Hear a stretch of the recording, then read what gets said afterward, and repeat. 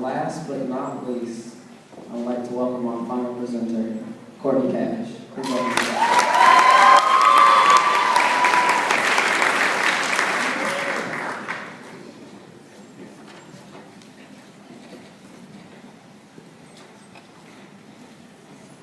The Irish have an old Gaelic saying, "Seed no field," or 100,000 welcomes.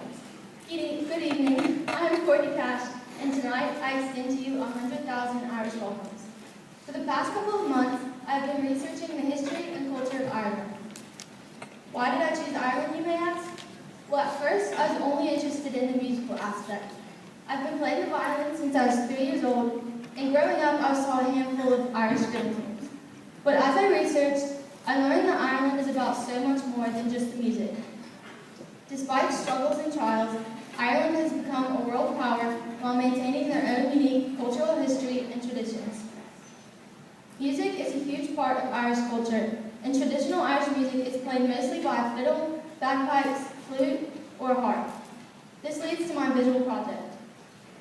For my project, I performed 2 Irish fiddle tunes. The first is a traditional jig called Swallowtail Jig, and the second is a very popular tune called Red-Haired Boy, which some of you have probably heard before.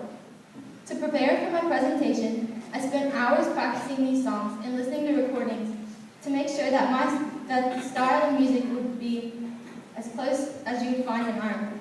Before I play Swallowtail Jig and Red-Haired Boy, I will conclude by telling you what I learned about myself. By participating in OED, I learned that I have a lot to figure out about time management and procrastination.